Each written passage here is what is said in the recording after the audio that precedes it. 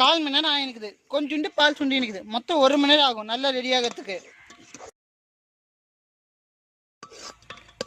இப்போ ஒரு 1/2 மணி நேரம் ஆகினுக்குது. பால் நல்லா சுண்டி வந்து நிற்குது.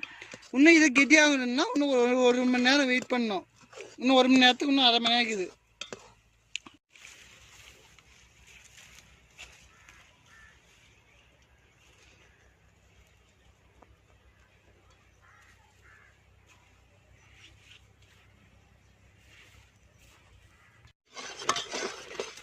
நெக்ஸ்ட் இப்போ கெட்டியாக வந்துச்சு. இன்னும் கொஞ்ச நேரம் ஆயிடுச்சுன்னா அவ்வளோ கெட்டியாகும். அதுக்கு சக்கரை போடணும்.